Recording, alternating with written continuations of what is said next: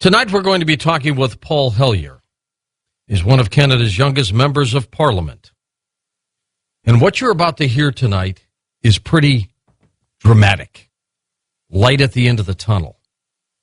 Wait till you hear. That's next on Coast to Coast AM.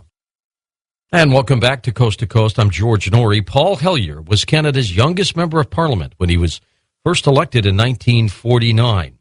Although Hellyer is best known for the unification of the Canadian Armed Forces and for his 1968 chairmanship of the Task Force on Housing and Urban Development, he has maintained a lifelong interest in macroeconomics.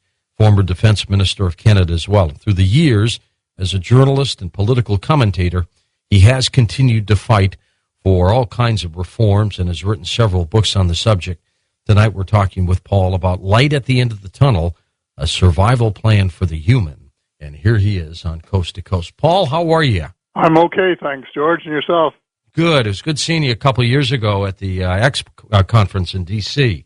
Right, that was a first-class conference, wasn't it? It sure was. Paul, give us a little background. Your name comes up on this program as much as any guest that we've had.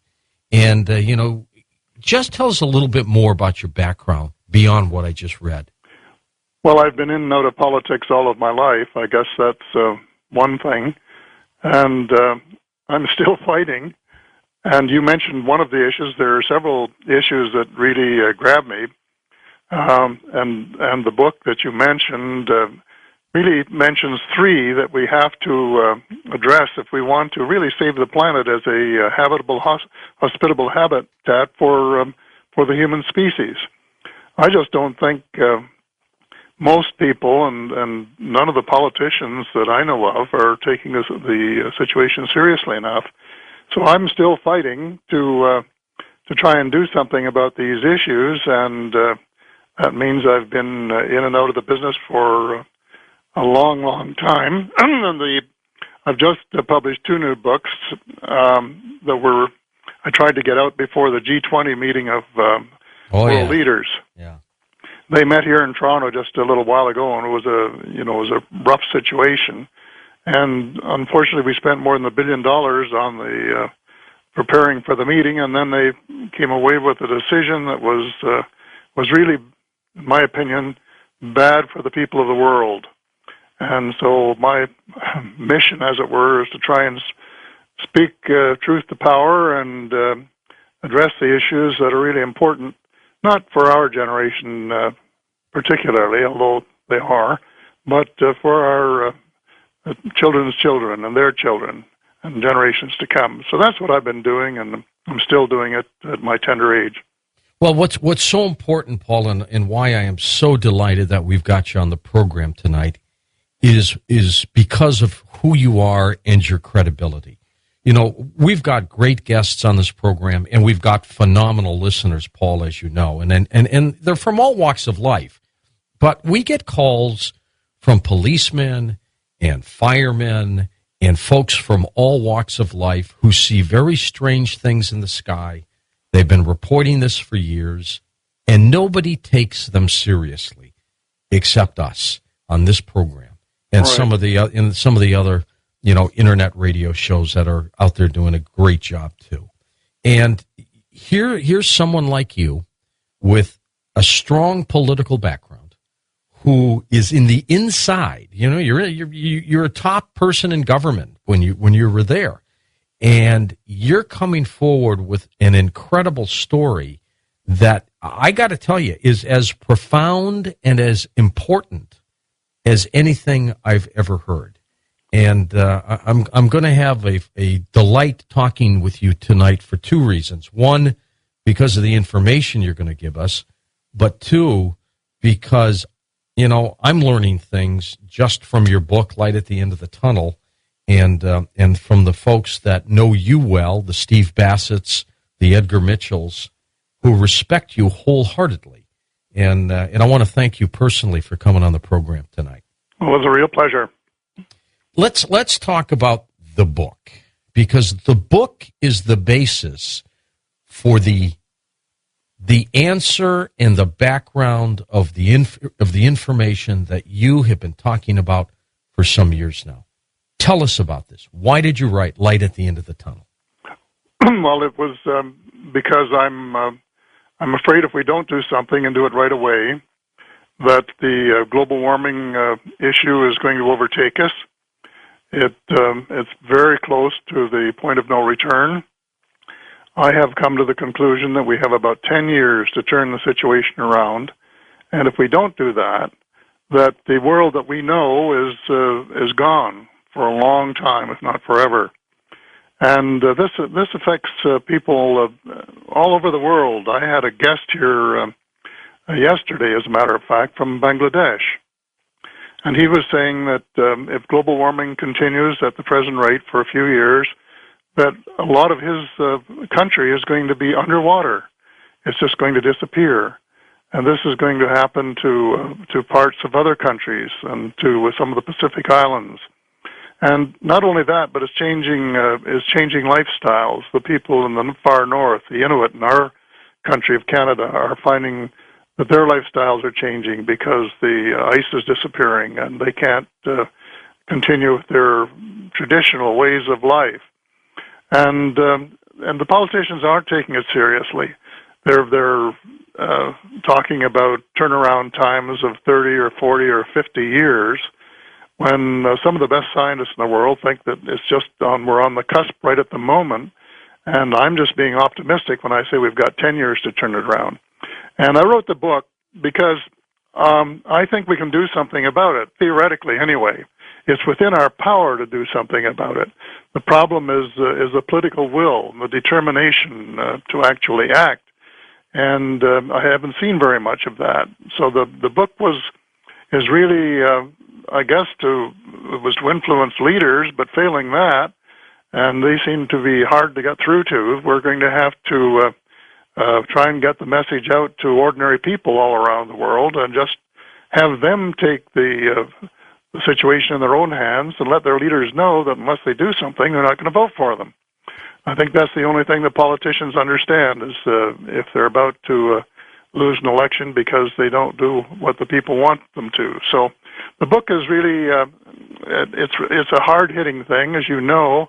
Mm-hmm. It will upset a lot of people in many ways, but it has a lot of information that I think just about everybody should be familiar with, and use it as a springboard for action and trying to get something done in the world before it's too late. Paul, you made headlines a few years ago when the world finally knew that the National Defense Minister of Canada, former, believed that governments were suppressing information about UFOs. Tell me what happened there. How did you get to that point? Well, as you know something of the background, I've had reports about UFOs when I was the Minister of National Defense, but also I'm a radical, as the introduction to the book points out, and I unified the Canadian Armed Forces. It took the Royal Canadian Air Force, the Canadian Army, and the Royal Canadian Navy and made them into one force in order to make them more effective, in order to change the line of command, and so they wouldn't be fighting each other rather than working together in a common cause.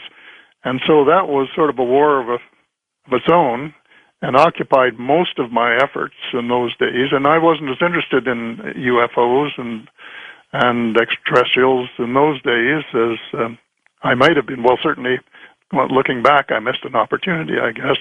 But since then, when I've been concentrating first on the monetary issue and reforming the banking situation, which is absolutely critical to this this whole thing, I've had friends saying, "Hey, why don't you bring yourself up to speed on this extraterrestrial issue?" And I was busy. I've written 13 books, as you know. This the one we're talking about is the 13th one. Took the longest of any. I've been working on it and researching it for about 3 years, and that's about almost twice as long as any of the other books that I have written. It's a lot of work. Yeah, it's quite a few books for a retired politician.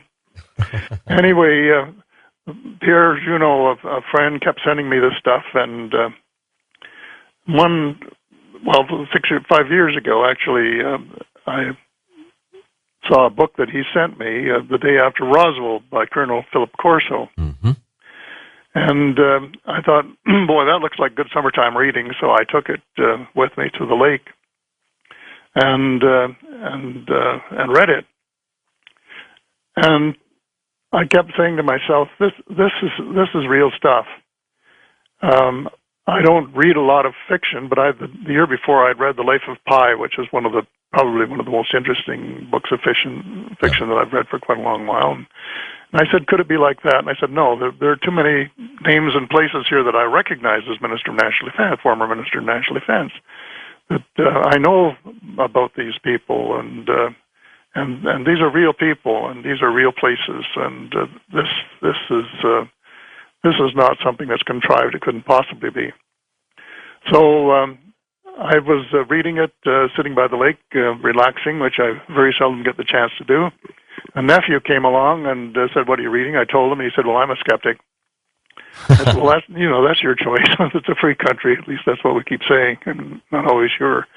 And so a couple of days later, he phoned me, and he said, "I just phoned my friend, the general, and told him what you were reading." And he said, "Every word of it is true and more." Wow. And so he said, "Where can I get a copy of the book?" And I told him. And he wanted to get right at it. Well, then by the time I finished, I started thinking of the policy implications that were involved. You know, what are the U.S. forces doing in conjunction with the extraterrestrials? How successful have they been in the back engineering of some of the power sources and the other things? And they've been working at it, as you know, for a long, long time now. Just looking at some records, and it goes back about 60 years or so that they've been actually working assiduously of trying to back engineer the alien technology, and with some of the brightest minds in the world working on it. Well, you can't work that long on projects without having produced something pretty spectacular. So I said, this involves the whole world. What kind of weapons, for example, are they making with the alien technology? What are they going to do with it? Are they going to get us into an intergalactic confrontation of some kind? I don't know, but I decided, hey, this is something that the people of the United States who have been paying the bills for these 60 years for all of the things that have been going on deserve to know. They paid for it. It's their property. They should know exactly what's